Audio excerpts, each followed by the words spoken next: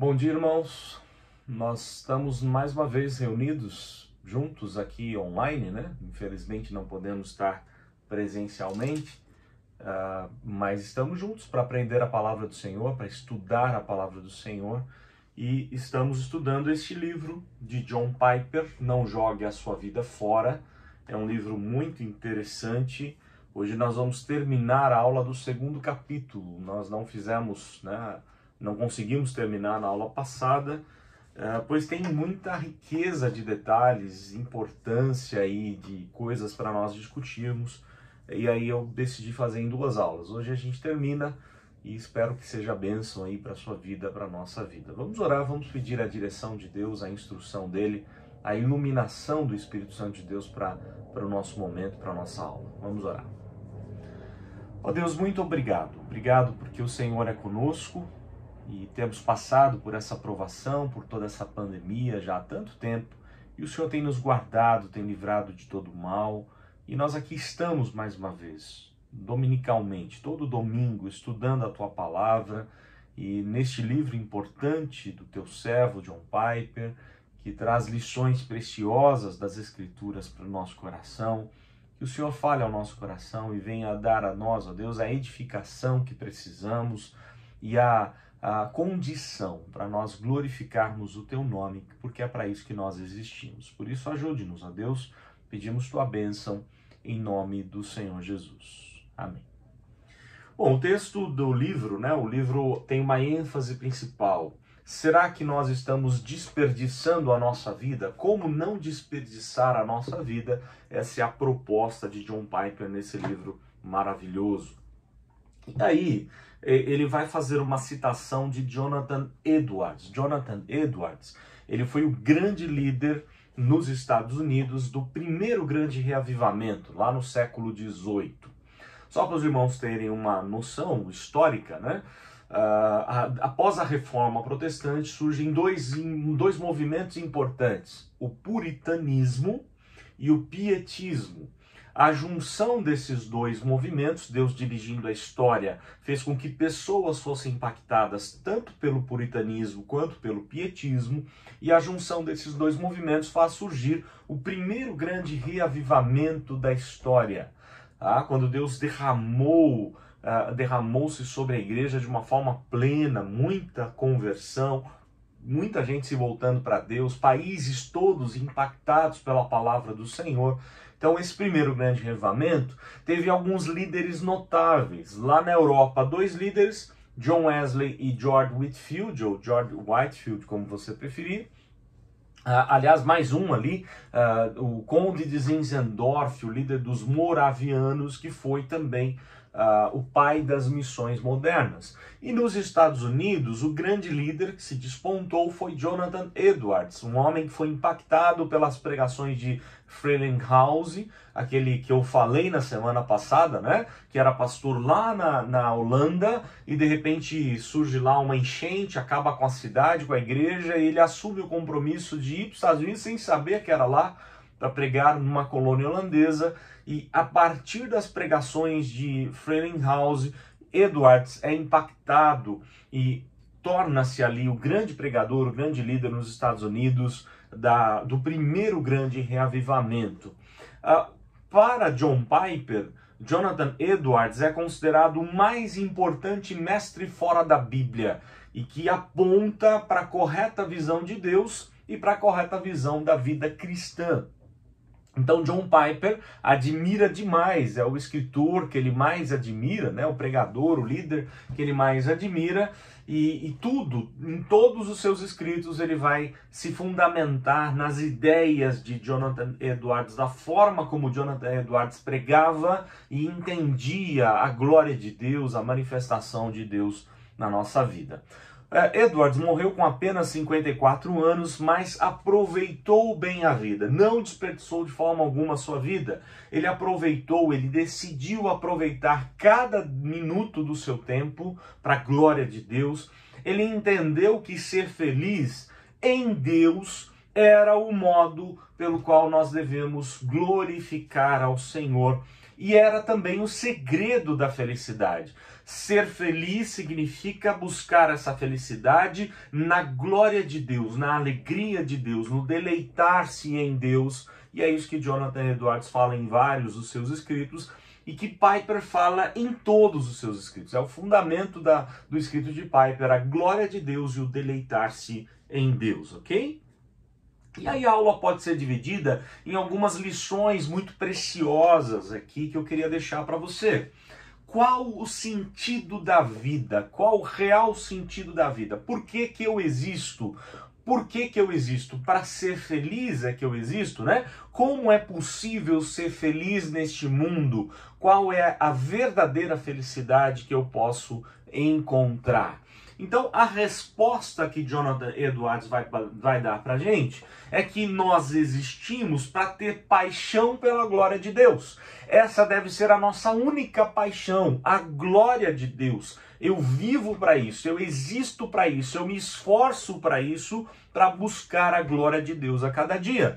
Eu existo para ter a minha alegria na glória de Deus. A minha alegria não pode estar depositada nas coisas dessa vida, porque elas são passageiras, porque as adversidades vêm, né? Os problemas da vida acontecem. Então, eu preciso firmar a minha alegria naquilo que é imutável, naquilo que é tudo, né, de bom e do melhor, que é Deus, é a glória de Deus. E para tanto, eu preciso ter uma única paixão. A minha única paixão tem que ser a glória de Deus. Eu tenho que amá-lo com todo o meu coração, com toda a minha força, com o meu entendimento. Lembram do mandamento, do resumo do mandamento, né, de toda a lei? Amar a Deus acima de todas as coisas, com toda a força e entendimento, com todo o nosso coração.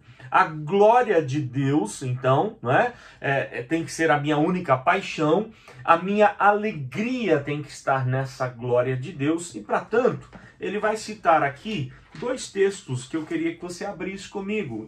O primeiro deles em Isaías 43, livro do profeta Isaías, capítulo 43, versos 6 e 7. Olha só o que nos diz a palavra em Isaías 43, 6 e 7.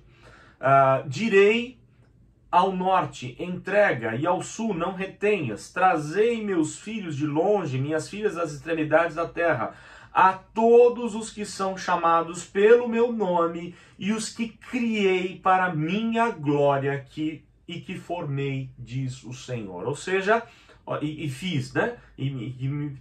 Vou ler o verso 7 de novo aqui, ó.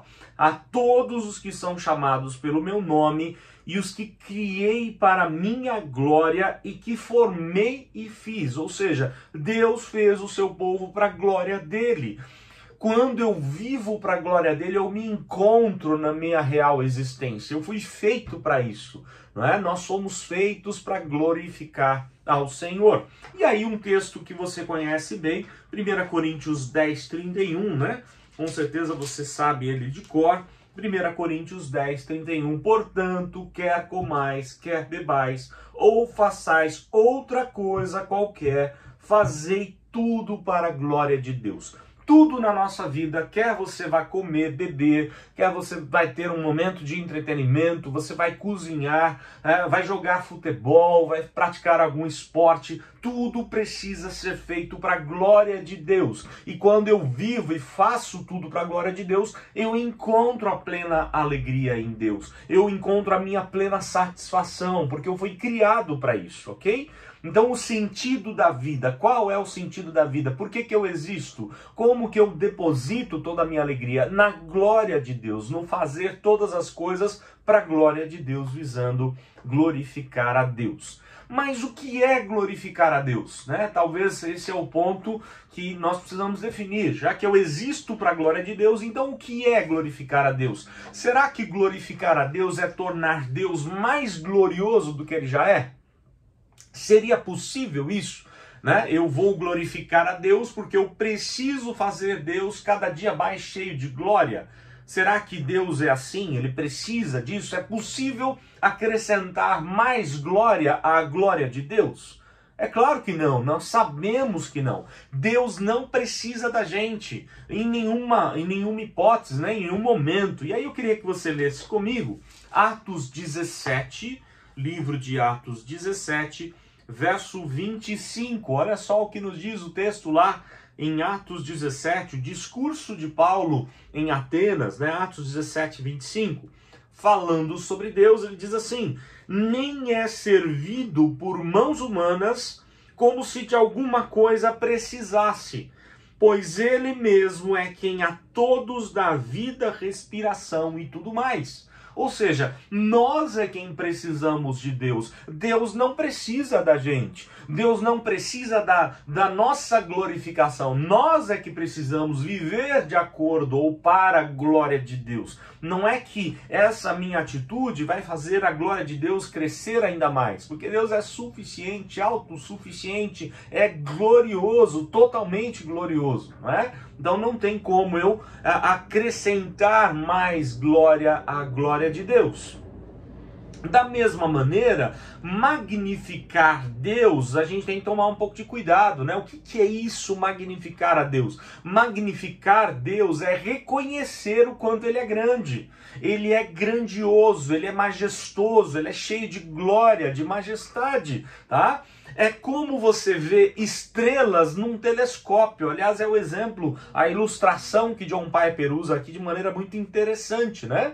Como é que você magnifica a Deus? Magnificar a Deus é você olhar pela lente de um telescópio para uma estrela. Qual que é a ideia? A estrela, quando nós olhamos para o céu todo estrelado, nós olhamos o céu com estrelas, um pontinho pequeno, não é verdade? Parece pequeno, mas será mesmo que aquela estrela é pequena? Quando nós pegamos um telescópio como o Hubble, por exemplo, né, ou qualquer outro telescópio, nós olhamos através das lentes de um telescópio, nós vemos que aquela estrela é gigantesca, é maior do que o nosso planeta, inclusive.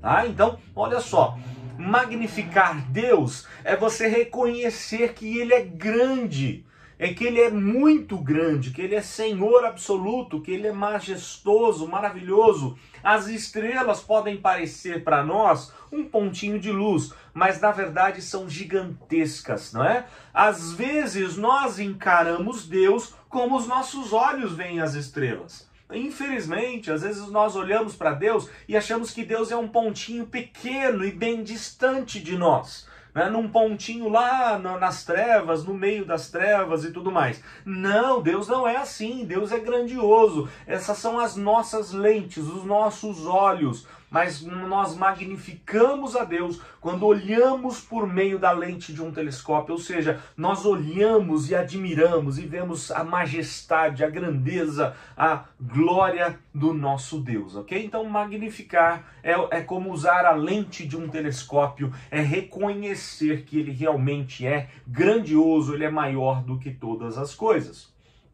E aí, uma outra lição, né, que nós aprendemos aqui com John Piper. Então já falamos sobre qual é o sentido da nossa vida, que é a glória de Deus. Falamos sobre o que é glorificar a Deus, né, de viver para Ele, de depositar toda a nossa confiança, toda a nossa alegria nele. E uma das formas, né, de reconhecer isso, de glorificar a Deus, é perceber a prova de amor. Quais provas de amor e como nós podemos provar que amamos as pessoas, inclusive.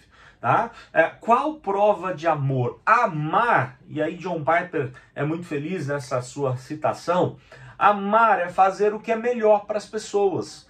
Quando você diz que ama alguém, né? Se você ama o seu cônjuge, se você ama o seu filho, se você ama o seu pai, sua mãe, se você ama as coisas ou ama Deus, enfim, quando nós amamos, nós fazemos o que é melhor para a pessoa, tá? Então amar não é colocar o eu nosso à frente ou o eu das pessoas à frente de todas as coisas. O eu não pode ser um objeto das nossas afeições. Porque isto e aí uma frase, uma citação que ele coloca no livro, que eu achei muito interessante, isto é uma distração mortífera.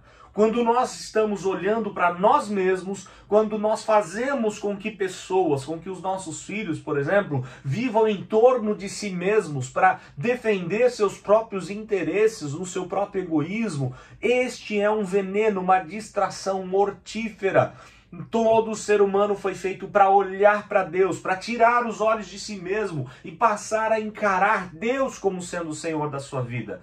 Não é a nossa felicidade, mas é a glória de Deus. Não é porque eu estou bem hoje ou porque eu quero conquistar as coisas nessa vida, mas sim eu tenho que viver para aquilo que Deus quer que eu tenha, para aquilo que Deus quer que eu conquiste, para glorificar o nome dele. É para isso que nós existimos. Essa é a maior prova de que amamos as pessoas. É fazer as pessoas tirar os olhos de si mesmos. É nós tirarmos os olhos de nós mesmos e passarmos a olhar para Deus, para os interesses do reino de Deus. Essa é, sem dúvida, a maior prova de amor.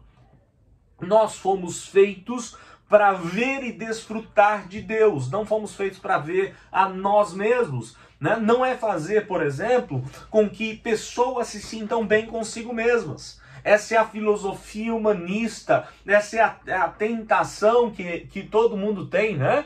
De que pessoas se sintam bem consigo mesmas, né?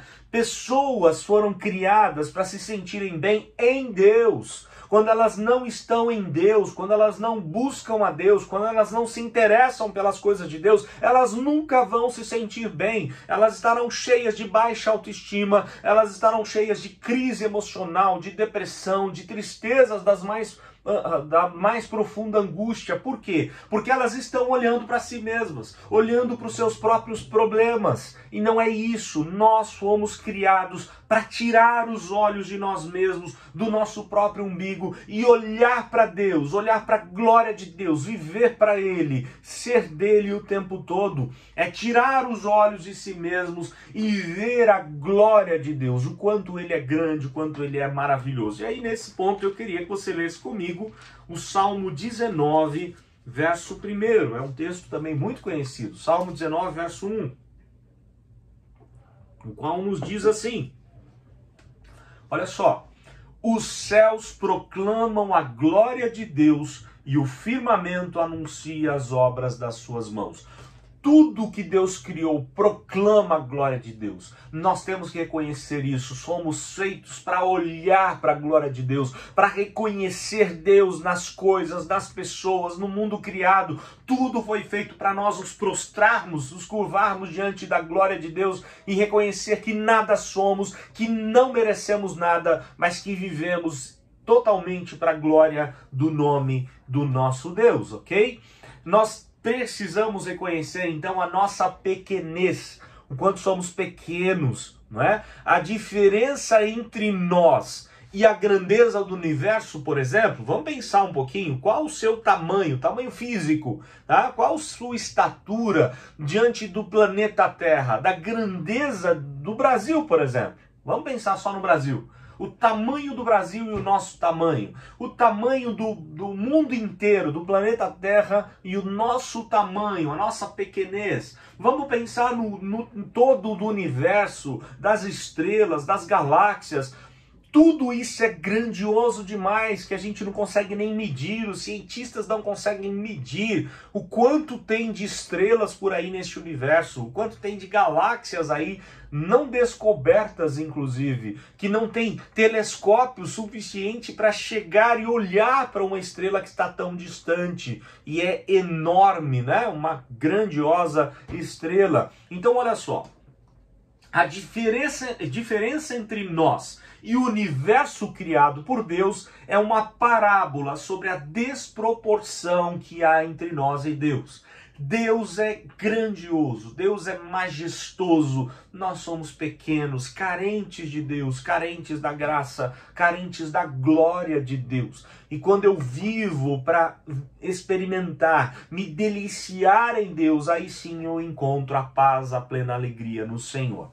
Amar as pessoas significa apontá-las para Deus, significa fazer com que elas possam olhar para o Senhor. Mateus 5, vamos abrir em Mateus, Evangelho de Mateus capítulo 5, verso 19. Mateus 5, 19.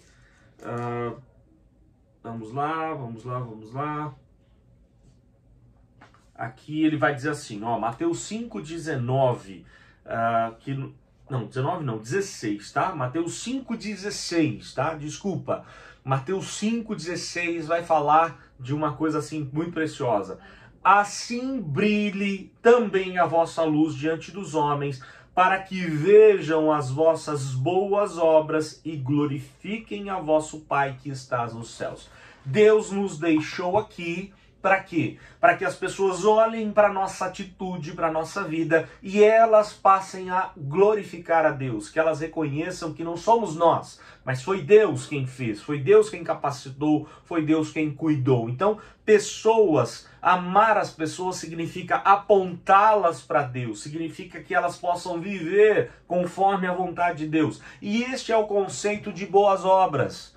Boas obras nem todos podem fazer. Há um tremendo engano de achar que o incrédulo, a religião tal faz boas obras. Não, faz obras, boas obras não. Primeiro, porque boas obras só é possível fazer se foi feita por fé. Sem fé é impossível agradar ao Senhor. Mas as boas obras, o verdadeiro conceito de boas obras é fazer para a glória de Deus. E somente o crente pode pensar assim. Aquele que não é crente não pensa desse jeito, não vive pensando na glória de Deus, né? Não entendeu o propósito da sua vida ainda. Nós que somos de Jesus, nós compreendemos isso. Tudo que eu faço é para brilhar a luz de Cristo, para que pessoas passem a glorificar ao Senhor. Então não é simplesmente o ato de amor numa obra que você for fazer, mas sim se Deus está sendo glorificado neste ato de amor. Então eu não só faço por amor às pessoas, mas eu faço principalmente pensando na glória de Deus. Aí sim faz diferença, né? Isto é o verdadeiro amor. Como Paulo vai dizer lá, se eu fizer as coisas sem amor, eu posso fazer, mas nada vai adiantar. Não é? 1 Coríntios 13 é toda a argumentação de Paulo. Eu preciso fazer visando a glória de Deus, fazer apontando para o Senhor.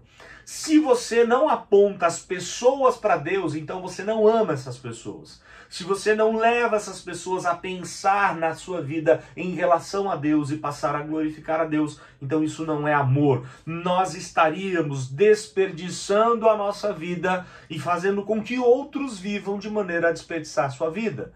Tá? Então eu tenho que me aproximar das pessoas a quem tanto amo e mostrar a elas que elas foram criadas para glorificar a Deus, para tirar os olhos do seu próprio umbigo e passar a viver para a glória do Senhor. Tá? Nós jogamos a vida fora se nós vivemos para nós mesmos. O amor salva-nos do vício de fixação em nós mesmos. Nós já amamos demais a nós mesmos, né? Nós então passamos a tirar os olhos de nós e olhamos para Deus. Caminhamos visando a glória de Deus.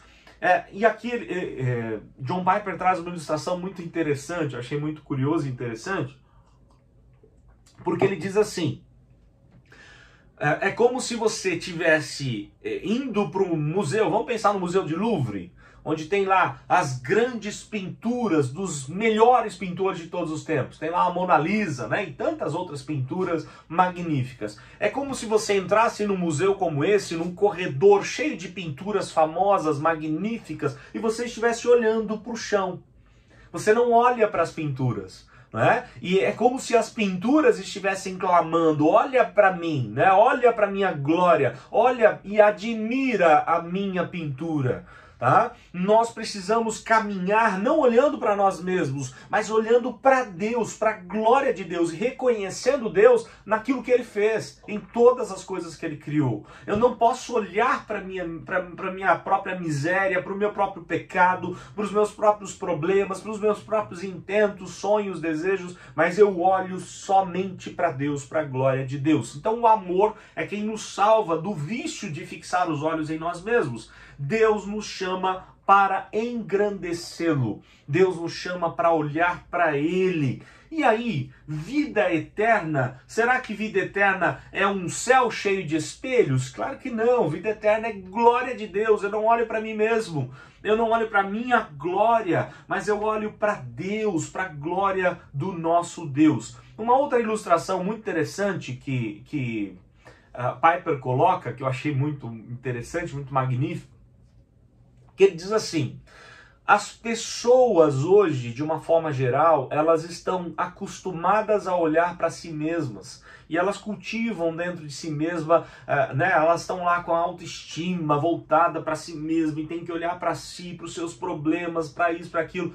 É como se você fosse lá para os Alpes, pensa só, nas montanhas dos Alpes, nas belíssimas montanhas dos Alpes, e você entrar numa cabine de espelhos. Qual o sentido disso? Você não vai para os Alpes para olhar para si mesmo, para entrar numa cabine de espelhos e ficar olhando para si mesmo. Não, você já se olha demais todo dia, né? Nos espelhos da vida aí. Você vai para os Alpes para admirar a beleza do local, a beleza da gigantesca montanha, a natureza criada por Deus. É a mesma coisa, nós temos que tirar os olhos de nós mesmos, parar de viver numa cabine de espelhos e olhar para Deus, para a glória de Deus. É para isso que nós existimos. E até porque vida eterna é um céu cheio de espelhos? Claro que não. É um céu cheio de bênçãos apenas? Claro que não. É um céu de entretenimentos? O que eu quero eu quero passar a eternidade jogando futebol, basquete, vôlei, golfe, me alegrando com isso, com aquilo. Não, vida eterna é presença gloriosa de Deus na nossa vida. É um derramar de Deus sobre nós. E aí, João 17,3, que é a melhor definição do que é vida eterna. João 17,3, a palavra do próprio Cristo na oração sacerdotal, né? Olha só o que o Senhor Jesus vai orar ao Pai e nos ensinar o que é vida eterna. João 17,3, olha o que nos diz. E a vida eterna é esta, que te conheçam a ti, o único Deus verdadeiro, e a Jesus Cristo a quem enviaste. Vida eterna é conhecer o Pai, conhecer o Filho. Vida eterna é conhecimento, é intimidade. O verbo conhecer na Bíblia traz a ideia de intimidade. É ser íntimo de Deus, é experimentar Deus por toda a sua eternidade, é conhecer coisas novas de Deus, é como um derramar-se de Deus sobre nós o tempo todo, é admirar apenas uma pessoa por toda a eternidade. Nós passaremos a admirar a Cristo por toda a eternidade, não é? Deus sem Cristo não é nenhum Deus, não é? Deus sem Cristo não é nada. Deus sem Cristo é uma vida desperdiçada. Então as religiões que não têm Cristo, elas estão perdendo tempo. As pessoas que estão seguindo uma religião que não tem Cristo como único suficiente Senhor e Salvador, elas estão perdendo tempo, desperdiçando a nossa vida.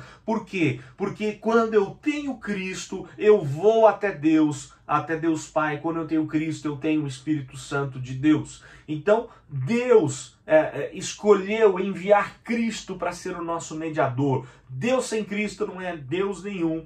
Deus sem Cristo é uma vida desperdiçada. E custou muito alto para Deus ter o seu povo para si mesmo, né? Para que vivamos para a glória de Deus. Custou o preço do Filho de Deus, como diz lá em João 3,16, porque Deus amou ao mundo de tal maneira que deu o seu Filho unigênito. Para quê? Para que todo aquele que nele crê não pereça, mas tenha a vida eterna. Deus Pai nos criou para a glória do Filho. E eu queria que você abrisse comigo agora em Colossenses capítulo 1, verso 16. Carta de Paulo aos Colossenses 1, versículo 16, olha só o que nos diz aqui. Já vamos ler o 15 e o 16, pode ser? Colossenses 1, 15 e 16. Falando de Cristo, né? Vamos do verso 13 logo, vai. Colossenses 1, de 13 a 16. Ele nos libertou do império das trevas e nos transportou para o reino do Filho do seu amor. Então ele está falando do Pai, que nos liberta do império das trevas, nos transporta para o reino do Filho do seu amor, e agora ele vai falar do Filho, no qual temos a redenção, a remissão dos pecados. Este é a imagem do Deus invisível, o primogênito de toda a criação, pois nele foram criadas todas as coisas nos céus e sobre a terra, as visíveis e as invisíveis, sejam tronos, sejam soberanias, quer principados, quer potestades.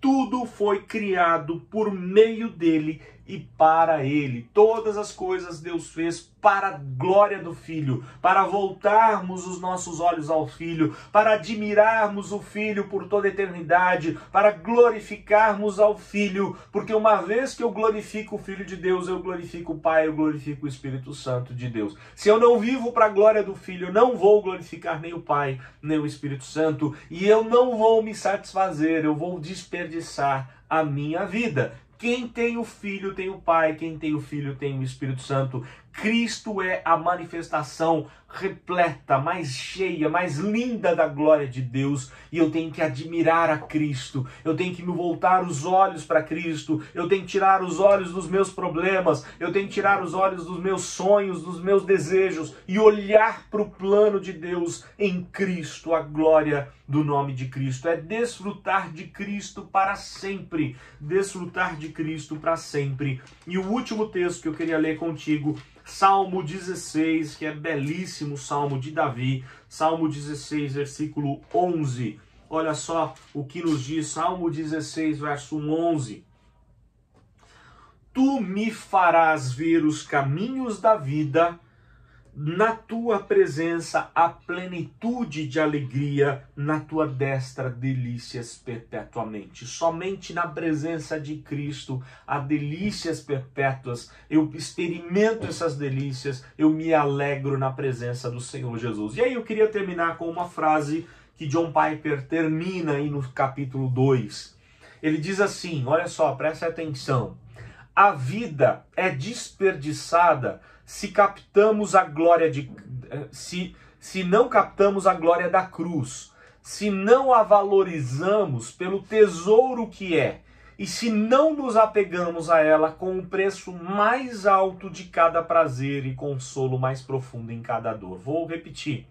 A vida é desperdiçada se não captamos a glória da cruz. Se nós não entendermos a gloriosa cruz, a glória da cruz, nós desperdiçamos a nossa vida. Se não valorizamos a glória da cruz pelo tesouro que ela é, se não nos apegamos a essa glória da cruz, a ela como o preço mais alto de cada prazer e consolo mais profundo em cada dor.